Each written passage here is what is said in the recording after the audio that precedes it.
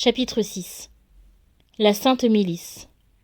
Son divin roi, ses chefs, sa devise, son étendard, son poste d'honneur, ses insignes, ses chants. La Sainte Milice, son roi. Si dès son origine, l'Église est militante, si chacun de ses membres est né soldat du Christ, qui doit surtout pouvoir répéter en toute vérité ce mot de saint Paul, « Je combats le bon combat », sinon le garde d'honneur, enrôlé sous la bannière de l'amour et combattant avec la Sainte Église sa mère pour le triomphe de ce divin amour. Oui, certes, la garde d'honneur est une véritable milice, et ses membres sont de véritables combattants. À nulle époque, en effet, l'empire des intelligences et la royauté des cœurs ne furent plus vivement discutés qu'à cette heure de lutte décisive. L'amour et la haine sont en présence. Le prince des ténèbres déploie, pour conquérir les âmes, l'étendard de la révolte, de l'iniquité et de l'erreur. Jésus-Christ lui oppose sa croix, son amour, la patience et les immolations de ses saints.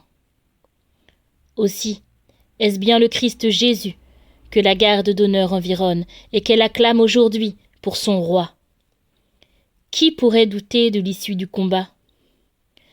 Proclamé roi à son berceau, couronné roi par la synagogue, élevé sur le trône royal de la croix, sacré de la royale onction par le Saint-Esprit, le Christ Jésus restera définitivement le Seigneur et le dominateur de toutes choses, car c'est pour rendre témoignage à la vérité qu'il est venu dans le monde. C'est pour unir tous les hommes en un peuple de frères qu'il a versé son sang. C'est à lui enfin que le Père a donné l'empire des siècles et la souveraineté des cœurs. Ce règne du pacifique Salomon, la garde d'honneur semble avoir mission d'en favoriser l'avènement sur la terre. Dites à la fille de Sion, « Voici votre roi, qui vient à vous, plein de douceur. » Le nouveau docteur de l'Église, saint François de Sales lui-même, nous avait appris déjà que c'est par le culte du cœur blessé de Jésus que sa royauté d'amour s'établirait dans le monde des âmes. L'amour divin, dit-il, est assis sur le cœur du Sauveur comme sur un trône royal et regarde par la fente de son côté percé tous les cœurs des enfants des hommes dont il est le roi. Et c'est par cette même ouverture qu'il veut en être vu, car étant le roi des cœurs, il a sans cesse les yeux ouverts sur les cœurs. Et encore, il rajoute, « L'autre jour, considérant le côté ouvert de notre Seigneur et voyant son cœur, il m'était avis que nos cœurs étaient tous alentour de celui-ci et lui faisaient hommage, comme au souverain roi des cœurs. Mettez donc votre cher cœur dans le côté percé du Sauveur, et l'y unissez à ce roi des cœurs qui y est, comme en son trône royal, pour y recevoir l'hommage et l'obéissance de tous les cœurs, et tient ainsi sa porte ouverte, afin que chacun le puisse aborder et avoir audience. » La bienheureuse Marguerite Marie, parlant de cette royauté du cœur de Jésus, précise nettement quel en sera le caractère. « Enfin, dit-elle, il régnera ce cœur sacré. Oui, il régnera, malgré l'enfer et ses suppôts. Cette assurance me transporte de joie. Bienheureux seront ceux dont il se servira pour étendre son règne. Je suis convaincue que ce très aimable cœur ne veut l'établir que par la suavité de son amour, et non par les rigueurs de sa justice. Il m'a fait entendre qu'il n'avait que faire pour cela des puissances humaines, parce que la dévotion et le règne de son cœur ne s'établiront que par des sujets pauvres et méprisés, et que, parmi les épines et les contradictions, il régnera et se fera reconnaître, et qu'il attendait, au passage, tous ceux qui s'y opposeraient.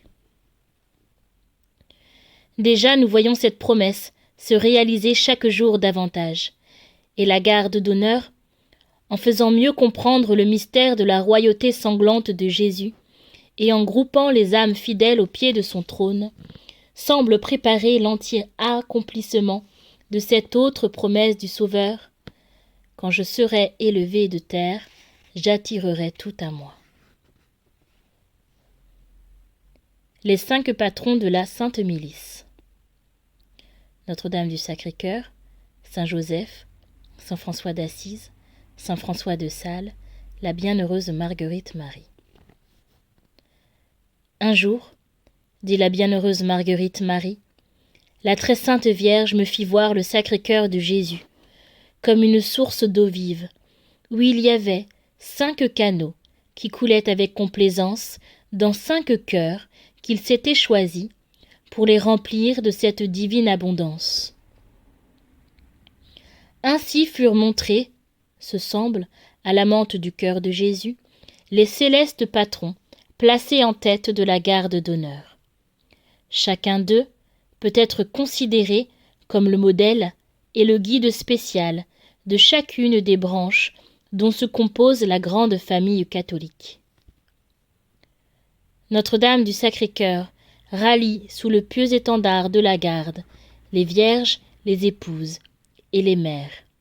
Elle élève jusqu'à l'héroïsme ce sexe faible et timide et le fait triompher à la gloire du roi des cœurs.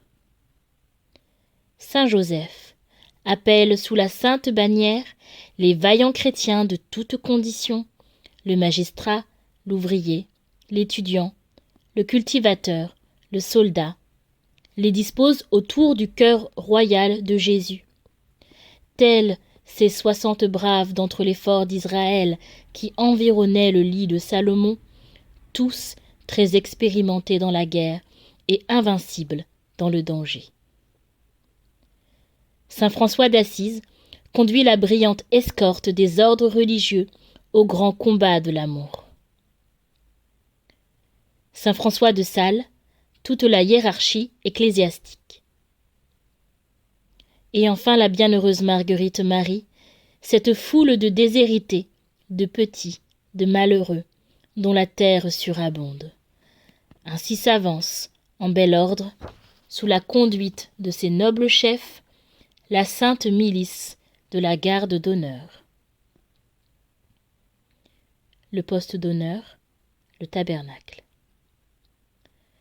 Fondé au calvaire, c'est sur un calvaire nouveau que la garde d'honneur rallie ses membres. L'Eucharistie n'est-elle pas le mémorial de la Passion? Jésus-Christ n'y est-il pas crucifié, transpercé, délaissé à toute heure? C'est donc au pied de ce trône d'amour, déserté par tant d'ingrats, autour du roi solitaire et délaissé des cœurs, que les ferventes sentinelles viennent, tour à tour remplir leur touchante fonction de l'heure de garde. Spectacle digne du ciel. Pendant que d'un côté, les anges du sanctuaire se prosternent et adorent, les gardes d'honneur s'abîment dans la réparation et l'amour. Et le cœur blessé de Jésus est divinement consolé. La devise: Vive Jésus. À cette sainte milice, il fallait un cri de ralliement. Le Vive Jésus de saint François de Sales a paru devoir lui convenir. Si du camp ennemi s'élève un universel tollé, un sanglant crucifige, ôtez-le du monde, crucifiez-le. Le camp fidèle oppose à ce cri de mort son cri d'amour.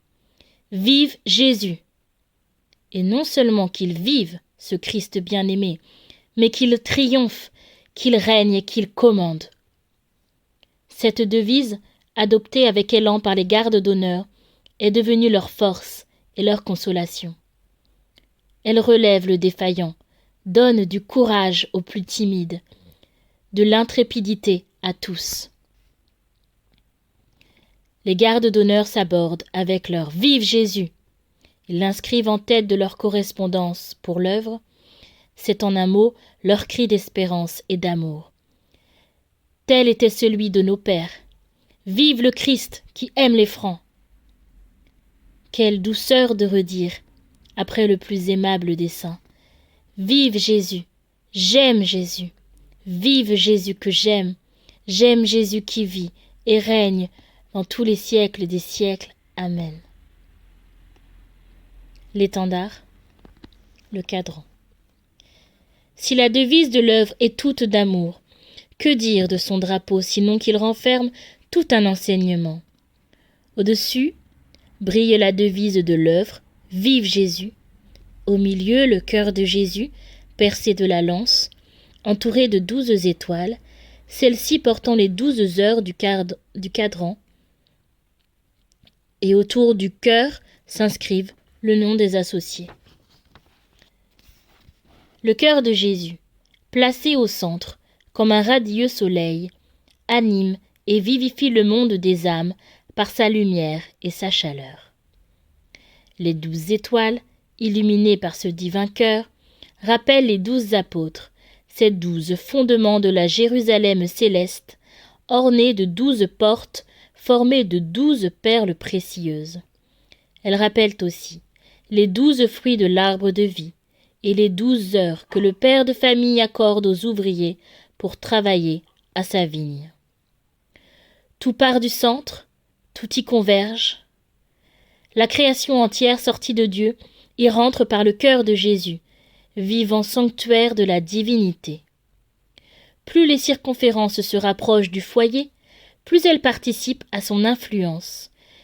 Plus les âmes s'avancent vers le divin cœur, plus elles sont vivifiées, illuminées, transformées. Avant d'atteindre à ce cœur adorable et d'y pénétrer, elles devront passer, il est vrai, par la grande tribulation. Une haie d'épines se présente, des flots de sang coulent d'une large blessure, mais au-delà, c'est la vision de la paix, le royaume de l'éternel bonheur. Qui ne voudrait militer pendant les 12 heures de la vie pour y arriver? Surtout lorsque, grâce aux condescendances de l'amour infini, les combattants de la 11e heure peuvent mériter le salaire de ceux qui ont porté le poids du jour et de la chaleur. Une circonstance providentielle se rattache à l'apparition du premier cadran de l'œuvre. Il venait d'être achevé. Les religieuses de la Visitation de Bourg le firent porter au monastère de Paray, sur le tombeau de leur bienheureuse sœur Marguerite Marie. Quelle surprise! À Paray même se terminait un cadran absolument semblable. Tout était identique jusqu'au patron des 12 heures. Une simple inversion servait à prouver la non-entente entre les deux communautés. On eût pu craindre que l'obligation de l'inscription sur le pieu Labarum n'en arrêtât la diffusion, mais il n'en fut rien. Chaque associé tient à honneur d'y voir figurer son nom, espérant qu'il est en même temps inscrit dans le livre de vie, le cœur de Jésus. Bien plus, bon nombre d'entre eux se font ensevelir dans les plis de leur drapeau, voulant emporter jusque dans la tombe leur petit cadran d'admission dans la garde d'honneur, comme un billet d'entrée pour le ciel. Et on ne saurait trop encourager ce pieux et consolant usage. L'exposition publique du cadran de l'œuvre, dans les maisons en particulier, réalise encore le désir exprimé par notre Seigneur Jésus-Christ à la bienheureuse Marguerite Marie, quand il lui dit qu'il prenait un singulier plaisir d'être honoré sous la figure de ce cœur de chair dont il voulait que l'image fût exposée en public, afin de toucher le cœur insensible des hommes. Enfin, aux 12 heures du cadran correspondent des patrons spéciaux, en union desquels les gardes font leur royal service. Cette partie-là est importante à retenir. À midi ou minuit, Notre-Dame du Sacré-Cœur. 1 heure, Saint-Joseph et les saints. 2 heures, les justes de la terre. 3 heures, les séraphins. 4 heures, les chérubins. 5 heures, les trônes. 6 heures, les dominations. 7 heures, les vertus. 8 heures, les puissances. 9 heures, les principautés. 10 heures, les archanges. 11 heures, les anges. Et nous y reviendrons dans un audio dans quelques jours. Les insignes, la médaille, le scapulaire. Les insignes de la garde d'honneur sont la médaille et le scapulaire du Sacré-Cœur. La médaille est la reproduction du drapeau de l'œuvre. Elle porte d'un côté le cadran, de l'autre le calvaire. Notre Seigneur en croix, la première garde d'honneur, Madeleine, Saint-Jean et la Sainte Vierge, sont à ses pieds. Elle est de forme ronde, de divers métaux et de 6 grandeurs différentes. Le scapulaire offre une belle reproduction du centre du cadran de la garde d'honneur avec les pieuses légendes. Vive Jésus! Arrête! Le cœur de Jésus est là. Il n'est qu'amour et miséricorde. Que votre règne arrive. Chaque associé est invité à se revêtir de l'un de ces insignes. Pose-moi comme un sceau sur ton cœur. En vérité, ne serait-ce pas un grand sujet de joie pour chacun de nous s'il se savait marqué, dès maintenant, par le divin Maître, au sceau de son sacré cœur, et désigné ainsi aux bons anges qui, à l'heure dernière, ouvriront aux brebis choisies du bon pasteur les portes de l'éternel bercail? Et pour cela, n'hésitons point à nous marquer nous-mêmes dès maintenant de ce sceau de la vie éternelle, en portant sur nos cœurs, dédiés et consacrés à Jésus, le signe préféré de son amour. Soyons certains qu'à ce signe, Jésus reconnaîtra ses gardes au jour des suprêmes assises, et qu'après avoir été leur force et leur lumière ici-bas, il se constituera leur éternelle récompense dans le ciel. La bienheureuse Marguerite Marie portait toujours cette sainte image sur son cœur, et elle semble nous la présenter elle-même, puisqu'elle ne nous est remise qu'après avoir touché à ces saintes reliques. Dans les pensionnats, l'élève qui est de garde porte, suspendue à un ruban rouge, une médaille de grand module. Et en la transmettant à l'élève qui lui succède au poste d'amour, l'enfant baise cette médaille et dit « Aimé soit partout le Sacré-Cœur de Jésus ». L'élève qui la reçoit répète la même invocation, sans jour d'indulgence. Dans certaines réunions, les associés portent ostensiblement leurs pieux insignes. Le cœur de Jésus, brillant sur la poitrine de ses gardes d'honneur, rappelle ce mot de l'épouse des Cantiques « Il m'apparaît du signe de son amour ». Et enfin, dernière partie, les chants, la lyre du garde d'honneur. La sainte milice devait avoir ses chants de triomphe et d'amour, car elle ne combat que par l'amour et pour le triomphe du divin amour. La lyre du garde d'honneur est un beau recueil de cantiques, litanies, etc., approuvé par Monseigneur l'évêque de Belay. Les poésies de ce recueil, composées par quelques-uns des dignitaires de la garde d'honneur, sont imprégnées de l'esprit de l'association. C'est un travail de famille. La musique a la même origine. Son auteur désire ne pas être nommé. Mais la suavité de ces pieuses mélodies révélera facilement sous quelle inspiration elles ont été écrites et à quelle source elles ont été puisées. Entre tous, le chant populaire de la garde est émouvant à entendre lorsque l'assistance entière l'entonne à l'issue de l'exercice du soir, chaque premier vendredi du mois. Les âmes, mais encore que les voix, redisent avec transport que la terre tout entière forme la garde d'honneur, qu'elle chante, triomphante, gloire, amour au Sacré-Cœur. La lyre peut servir aux autres œuvres du Sacré-Cœur, comme aussi pour Triduum, etc.